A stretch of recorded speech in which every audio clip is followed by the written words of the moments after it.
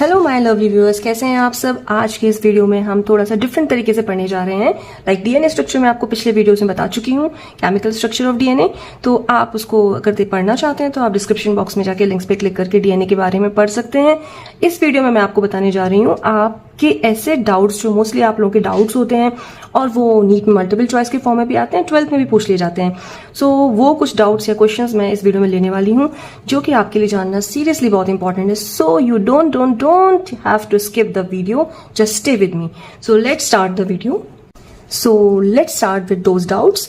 तो पहला डाउट ये है कि नॉर्मली आप लोगों को लगता होगा या कुछ ना कुछ डाउट्स मेरे पास आते भी हैं कि डीएनए के अंदर प्यूरिन से ही क्यों बाइंड नहीं करते, प्यूरिन पिरिमिडिन से क्यों बाइंड करते हैं। यानी प्यूरिन जो है वो उसका अटैचमेंट पिरिमिडिन से ही क्यों होता है। क्यों ऐसा नहीं हो सकता कि प्यूरिन से जुड़ जाए और पिरिमिडिन से जुड़ जाए। ऐसा क्यों नहीं होता, इसके पीछे रीजन है कि डीएनए के दोनों स्ट्रैंड जो मैं आपको पहले समझा चुकी हूँ। यहाँ पर अगर जो आपका प्यूरिन है, प्यूरिन जो इतना भी होता है लाइक एडेनिन और ग्वानिन, मैंने आपको बताया भी था उसको लर्न करने का फॉर्मूला। सो जो प्यूरिन्स हैं लाइक एडेनिन और ग्वानिन, ये दोनों के दोनों डबल रिंग स्ट्रक्चर होते हैं। मैंने बनाया है यहाँ पे 1 और 2, ये डबल रिंग स्ट्रक्चर है। और यहाँ पर प्यूरिन का दूसरा पार्ट यानी कि दूसरा बेस नाइट्रोजनस बेस ग्वानिन, वो भी डबल रिंग स्ट्रक्चर है, ठीक है। और वहीं दूसरी तरफ जो पिरिमिडिन्स होते हैं वो सिंगल रिंग का बना हुआ था। लाइक थायमिन भी सिंगल रिंग का बना है और साइटोसिन भी सिंगल रिंग का बना है। तो आप यहाँ समझिए प्यूरिन्स जो होते हैं वो 2 रिंग के बने हुए थे और पिरिमिडिन्स जो होते हैं उनमें सिंगल रिंग होती है, ठीक है। और ऐसे ही इस तरीके से अरेंज रहते हैं। तो टोटल हम कह सकते हैं कि दोनों स्ट्रैंड्स के बीच में टोटल नंबर ऑफ रिंग्स जो आ रही हैं वो 3 रिंग्स आ रही हैं और वो अटैच्ड है हाइड्रोजन बॉन्ड से। तो इस तरीके से यही सीक्वेंस रहती है। तो ऑलमोस्ट दोनों स्ट्रैंड्स के बीच का जो डिस्टेंस है वो कांस्टेंट रहता है through out the length of DNA. पूरी लेंथ में डीएनए की वो डिस्टेंस कांस्टेंट है। अब डिस्टेंस अगर कांस्टेंट है तो ये स्ट्रक्चर कैसा हो जाएगा, स्टेबल, लाइक दिस, जो मैंने आपको पहले ही बताया था। ये दोनों स्ट्रैंड्स हैं डीएनए के और इनके बीच का जो डिस्टेंस है वो ऑलमोस्ट कांस्टेंट है। इस वजह से ये डीएनए स्टेबल रहेगा, ठीक है। और वहीं अगर दूसरी तरफ ऐसा, ये कब है, जब प्यूरिन पिरिमिडिन से जुड़ रहा है, ठीक है। लेकिन क्वेश्चन क्या था कि प्यूरिन से क्यों नहीं जुड़ सकते हैं, पिरिमिडिन से क्यों नहीं जुड़ सकते हैं। तो हम मान लेते हैं कि चलिए प्यूरिन को प्यूरिन के साथ ही जोड़ देते हैं। यहाँ पर हम मान लेते हैं कि प्यूरिन के साथ जुड़ गया है, यानी कि एडेनिन ग्वानिन के साथ जुड़ चुका है। एडेनिन ग्वानिन के साथ जुड़ चुका है। एडेनिन है, ये भी प्यूरिन है, ग्वानिन ये भी प्यूरिन है, दोनों डबल रिंग है। तो यहाँ पे कोई कंडीशन कुछ ऐसी आ जाएगी। और पिरिमिडिन्स यानी थायमिन एंड साइटोसिन ये सिंगल रिंग है, तो कंडीशन कुछ ऐसी आ जाएगी, कुछ ऐसा दिखेगा ये, ठीक है। तो यहाँ पे थोड़ा सा स्ट्रैंड चौड़ा हो जाएगा, वाइड हो जाएगा, और यहाँ पे थोड़ा सा स्ट्रैंड नैरो हो जाएगा। और अगर ऐसा ही चलता रहा कि प्यूरिन से जुड़े और पिरिमिडिन से जुड़े, तो अल्टीमेटली आप देखेंगे हमारे सामने क्या स्ट्रक्चर आ सकता है, कुछ ऐसा। ये डीएनए का ये वाला स्ट्रैंड रेड से दिखाया, ये डीएनए का ये वाला स्ट्रैंड जो मैंने येलो से दिखाया। अब देखिए मैंने यहाँ पे क्या दिखाया है कि प्यूरिन यानी एडेनिन और ग्वानिन एक दूसरे से जुड़ रहे हैं, जो कि प्यूरिन है। ऐसा होता नहीं है, बट मैं बता रही हूँ कि अगर ऐसा होगा तो क्या होगा। तो एडेनिन की भी 2 रिंग्स आ गई, ये 2 रिंग्स, ग्वानिन की भी 2 रिंग्स आ गई, ये और ये, ठीक है। तो यहाँ पे टोटल डीएनए स्ट्रैंड के बीच में टोटल 4 रिंग्स हो गई हैं। वहीं अब क्योंकि प्यूरिन से जुड़ रहे हैं तो पिरिमिडिन से जुड़ेंगे। तो पिरिमिडिन की कितनी रिंग्स होती हैं, देखिए थायमिन की 1 रिंग, साइटोसिन की 1 रिंग। तो टोटल डीएनए स्ट्रैंड्स के बीच में 2 रिंग्स आ गई इस जगह पर जहां पर पिरिमिडिन से जुड़ रहा है, ठीक है। और यहां पर प्यूरिन से जुड़ रहा है तो 4 रिंग्स आ गई। तो आप देखो आप खुद से समझ सकते हो आसानी से, कहीं डीएनए मोटा कहीं डीएनए पतला, और ऐसा चलता रहा तो यहां भी मोटा यहां पतला, पतला मोटा, नैरो वाइड, ये चलता रहेगा। तो क्या होगा, क्या डीएनए उतना स्टेबल आपको दिखाई दे रहा है, कहीं मोटा है कहीं पतला है। तो आसानी से जैसे डबल हेलिकल फॉर्म में भी इसको आना है तो वहां पे भी ये ब्रेक हो सकता है। तो कोई भी एनवायरमेंटल फैक्टर इस टाइप के डीएनए को, जिसमें प्यूरिन से प्यूरिन जुड़ा हो और पिरिमिडिन से पिरिमिडिन जुड़ा हो, आसानी से ब्रेक कर देगा। तो आपको समझ में आया, इसीलिए प्यूरिन्स पिरिमिडिन के साथ कंबाइन करते हैं, बॉन्ड बनाते हैं, और पिरिमिडिन्स प्यूरिन्स के साथ बनाते हैं। सो अल्टीमेटली हम कह सकते हैं कि ये जो बॉन्डिंग है प्यूरिन्स की पिरिमिडिन के साथ या पिरिमिडिन्स की प्यूरिन्स के साथ, वो बिल्कुल परफेक्ट है। क्योंकि अगर ऐसा नहीं होगा तो डीएनए क्या हो जाएगा, अनस्टेबल हो जाएगा। डीएनए किसी भी फिजिकल, केमिकल, किसी भी एनवायरमेंटल फैक्टर के आते ही ये तुरंत ब्रेक हो जाएगा और स्टेबल नहीं रह पाएगा। तो चलते हैं नेक्स्ट क्वेश्चन की तरफ, नेक्स्ट डाउट की तरफ। तो नेक्स्ट डाउट क्या है, इस डाउट को सॉल्व होने पर आपको 2 क्वेश्चन समझ में आने वाले हैं। तो डाउट क्या है, स्टूडेंट्स का डाउट होता है कि क्यों डीएनए में थायमिन ही प्रेजेंट होता है और यूरेसिल प्रेजेंट होता है आरएनए में। दोनों पिरामिडन बेसिस हैं, लेकिन डीएनए में थायमिन और आरएनए में यूरेसिल प्रेजेंट होता है। अब एक डाउट तो ये है, दूसरा ये है कि थायमिन का दूसरा नाम क्या है। सो यहां पर हम लोग देखेंगे कि यूरेसिल हो या थायमिन हो, दोनों क्या है, पिरामिडन बेसिस है। लेकिन थायमिन का स्ट्रक्चर हम देखेंगे तो ये 6 कार्बन स्ट्रक्चर है, यूरेसिल का स्ट्रक्चर भी 6 कार्बन स्ट्रक्चर है। बट डिफरेंस क्या है, अगर आप ध्यान से देखेंगे 1 2 3 4 5, 5th कार्बन पर, दोनों पर ध्यान दीजिए, 5th कार्बन पर थायमिन के केस में मिथाइल ग्रुप प्रेजेंट है, जबकि यूरेसिल के केस में 5th कार्बन पर मिथाइल ग्रुप प्रेजेंट नहीं है। So this is the main difference. इसीलिए थायमिन को, क्योंकि थायमिन में 5th कार्बन और मिथाइल ग्रुप प्रेजेंट है, इसलिए हम इसको क्या बोल रहे हैं, 5 मिथाइल यूरेसिल। क्योंकि ये बाकी अगर हम देखें तो पूरा स्ट्रक्चर सेम है, थायमिन का स्ट्रक्चर यूरेसिल जैसा ही है, सिर्फ एक चीज को छोड़ के कि 5th कार्बन और मिथाइल ग्रुप प्रेजेंट है, इसलिए थायमिन को हम 5 मिथाइल यूरेसिल भी कहते हैं। सो एक क्वेश्चन ये भी आता है कि थायमिन का दूसरा नाम क्या है, तो 5 मिथाइल यूरेसिल आपको समझ में आया, और वो क्यों है वो भी आपको समझ में आया होगा। अब थायमिन जो है, इसमें मिथाइल ग्रुप प्रेजेंट होने की वजह से थायमिन ज्यादा स्टेबल है, कम रिएक्टिव है, क्योंकि यहाँ पर मिथाइल ग्रुप प्रेजेंट है, जबकि यहाँ नहीं है, तो ये यूरेसिल में नहीं है, तो ये ज्यादा रिएक्टिव है। अब थायमिन पार्ट है डीएनए का, तो मिथाइल ग्रुप प्रेजेंट होने की वजह से डीएनए ज्यादा स्टेबल हो जाएगा एज कंपेयर टू आरएनए, जहां पर यूरेसिल प्रेजेंट है और उसमें मिथाइल ग्रुप नहीं है। तो ये एक बात, एक क्वेश्चन आपका सॉल्व हुआ। तो अब दूसरा डाउट है, दूसरा क्वेश्चन लेते हैं इसी टॉपिक से रिलेटेड कि डीएनए में आखिर थायमिन ही क्यों होता है और आरएनए में आखिर यूरेसिल ही क्यों होता है। क्या होता अगर डीएनए में थायमिन की जगह यूरेसिल होता। हमने माना कि ये डीएनए है, लेकिन इसमें थायमिन की जगह यूरेसिल प्रेजेंट है। जो एक्चुअली में यहाँ पे थायमिन था, उसकी जगह मैंने हटा के क्या कर दिया, यूरेसिल। थायमिन की जगह यूरेसिल ऑलरेडी है, ऐसा मान रहे हैं, ऐसा होता नहीं है। अब यहाँ डीएनए म्यूटेशन हुआ तो ये साइटोसिन भी गया, साइटोसिन किस में कन्वर्ट हो गया, ये यूरेसिल में कन्वर्ट हो गया। अब आप देखो कि पहले से भी यहाँ पर थायमिन की जगह यूरेसिल था, और जो साइटोसिन था उसमें म्यूटेशन हुआ तो वो भी यूरेसिल बन गया, लेकिन ये डिफेक्टिव यूरेसिल होगा। तो नॉर्मली तो इसको हट जाना चाहिए, सेल्फ रिपेयरिंग मैकेनिज्म जो है डीएनए की, वो यूरेसिल को हटा देती, लेकिन वो तब हटाती ना जब वो पहचान कर पाती कि यहाँ पर जो यूरेसिल बना है वो एक्चुअली में डीएनए के पार्ट तो है नहीं। वो तुरंत समझ जाती है कि जैसे ही ये साइटोसिन यूरेसिल में कन्वर्ट होता तो जो सेल्फ रिपेयरिंग मैकेनिज्म है वो तुरंत समझ जाती है कि अरे ये तो डीएनए है, डीएनए में तो यूरेसिल हो नहीं सकता, तो उसको वो हटा देती।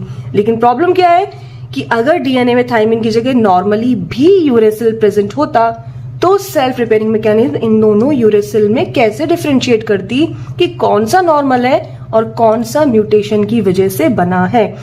तो जब वो मैकेनिज्म, रिपेयरिंग मैकेनिज्म, ये समझ ही नहीं पाती कि कौन सा म्यूटेशन की वजह से बना है और कौन सा नॉर्मल यूरेसिल है, तो क्या वो इस डिफेक्ट को हटा पाती, नहीं हटा पाती। तो यहाँ पे ये सिचुएशन प्रॉब्लमैटिक होती, लेकिन एक्चुअली में ऐसा होता नहीं है, सिर्फ हमने इमेजिन किया है कि क्यों डीएनए में थायमिन ही होता है, यूरेसिल नहीं होता। अब आप समझे कि थायमिन जो है वो डीएनए का पार्ट क्यों है।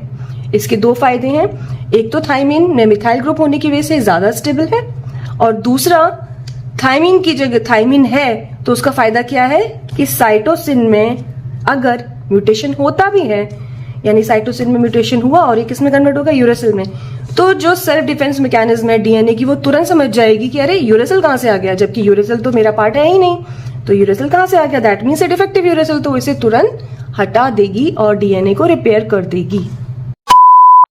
अब हम डिस्कस करेंगे नेक्स्ट डाउट के बारे में, या नेक्स्ट क्वेश्चन भी आप बोल सकते हैं। वो क्या है कि डीएनए को बोला जाता है डीऑक्सी राइबोन्यूक्लिक एसिड और आरएनए को बोला जाता है राइबोन्यूक्लिक एसिड। ऐसा क्यों है, किस वजह से इनको बोला जाता है? इतना तो आपको पता ही होगा कि डीएनए की full form deoxy ribonucleic acid का मतलब ये है कि डीएनए के अंदर जो शुगर प्रेजेंट है वो कौन सी शुगर है, डीऑक्सी राइबोज।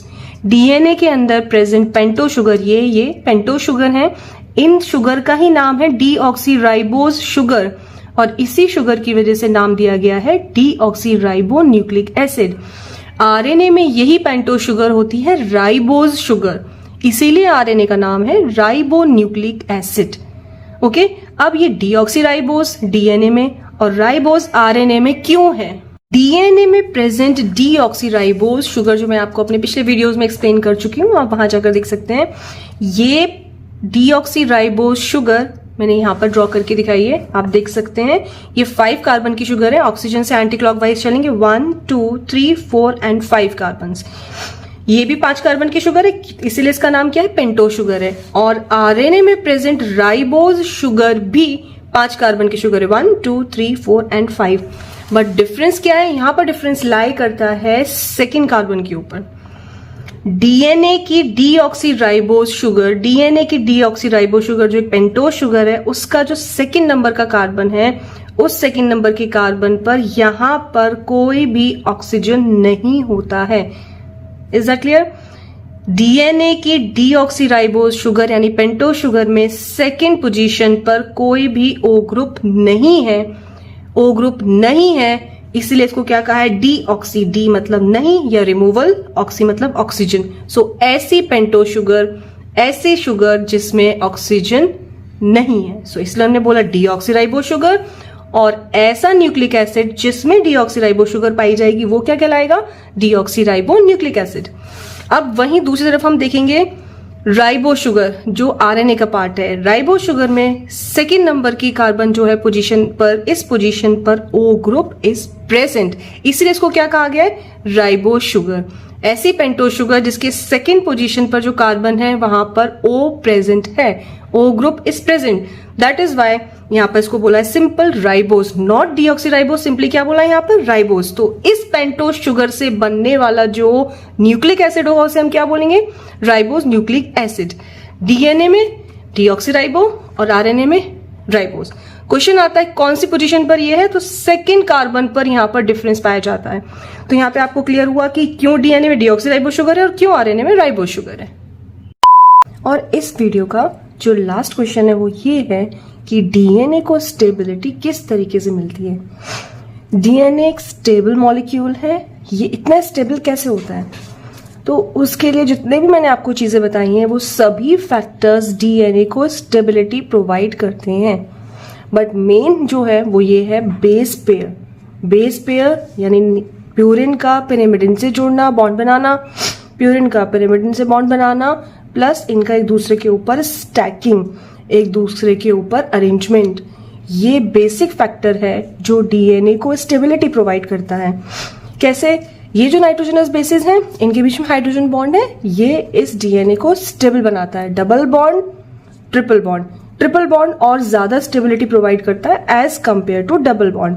मतलब डीएनए इस पॉइंट पे जहां पर प्यूरिन पिरिमिडिन से जुड़ रहा है वो भी ग्वानिन साइटोसिन से जुड़ रहा है ट्रिपल बॉन्ड के थ्रू, ये वाला part of DNA is more stable than this वाला part. Okay, so hydrogen bond stability provide कर रहा है एंड जो एक दूसरे के ऊपर इनका अरेंजमेंट है बेस पेयर्स का, ये कैसे, इनके बीच में भी फोर्सेस लग रहे हैं, वंडर वॉल फोर्सेस, जो इनको एक इक्वल डिस्टेंस पर अरेंजमेंट प्रोवाइड कर रहे हैं और इनको टूटने से भी रोक रहे हैं। ये van der Waals forces in base pairs के बीच में वर्टिकली, मोस्टली वर्टिकली एक्ट करते हैं। इस बेस पेयर के बीच में यहाँ पर लाइक दिस। सो ये van der Waals forces in base pairs को अपने स्ट्रैंड के साथ अटैच रखते हैं, अपने अपने स्ट्रैंड्स के साथ, यानी इनको अपनी जगह पर बना के रखते हैं, जिसकी वजह से ये स्टैकिंग स्टेबल होती है। और क्योंकि इनको आगे जाके डबल हेलिकल फॉर्म में जाना है तो वहां पर भी ये बेस पेयर्स जो हैं, जो नाइट्रोजनस बेसिस हैं, वो अपने अपने स्ट्रैंड्स के साथ स्टेबिलिटी की वजह से जुड़े रहते हैं। तो hydrogen bond between base pairs and van der Waals forces vertically act करते हैं बिटवीन बेस पेयर्स। ठीक है, hydrogen bond and this van der Waals forces. अब ये दोनों के दोनों बॉन्डिंग और फोर्सेस हैं, ये डीएनए को काफी स्टेबिलिटी प्रोवाइड करते हैं। एक्चुअली इंडिविजुअली अगर बात करें तो ये दोनों के दोनों फोर्सेस कैसे होते हैं, ये वीक होते हैं, लेकिन ये क्योंकि ये ग्रुप में है तो ग्रुप में कोई भी वीक चीज स्ट्रेंथ में आ जाती है। जैसे आपको पता ही है, अगर कोई भी वीक चीज है, कोई भी आर्टिकल वीक है, कोई भी चीज दुनिया में वीक है, लेकिन अगर वही चीज बहुत सारे ग्रुप में आ जाए तो वो स्ट्रांग बन जाती है। तो just like that van der Waals forces यहाँ पे स्ट्रांगली एक्ट करते हैं और इन बेस पेयर्स को अपनी जगह पर रखते हैं और ये प्रॉपर स्टैकिंग में हेल्प होती है और ये डबल हेलिकल डीएनए को भी स्टेबल बना के रखते हैं। सो जो डीएनए को स्टेबिलिटी प्रोवाइड करने वाले फैक्टर हैं वो है hydrogen bond, van der Waals forces, phosphodiester bonds जो बैकबोन को मेंटेन रखते हैं, डीएनए में थाइमिन ग्रुप का प्रेजेंट होना भी डीएनए को स्टेबल बनाता है, क्योंकि मिथाइल ग्रुप रिएक्टिव नहीं होता है इतना। जितने भी फैक्टर्स मैंने अभी तक आपको बताए हैं कि प्यूरिन पिरिमिडिन से कंबाइन करता है, ये सभी फैक्टर्स डीएनए को स्टेबिलिटी प्रोवाइड करते हैं अगेंस्ट एनी फिजिकल और chemical forces. Okay, I hope आपको वीडियो पसंद आया होगा। अगर आपको वीडियो पसंद आया है तो please like share and subscribe ज़रूर करें, और अगर वीडियो में आपको लगता है किसी इंप्रूवमेंट की ज़रूरत है तो प्लीज़ आप वो कमेंट बॉक्स में डालकर मुझे अपने सजेशन ज़रूर दें। फीडबैक कैसा भी हो, फीडबैक मेरे लिए बहुत ज़्यादा इंपॉर्टेंट है, सो प्लीज़ अपना फीडबैक ज़रूर दें। Thank you so much for watching. Bye bye, Radhe Radhe, take care.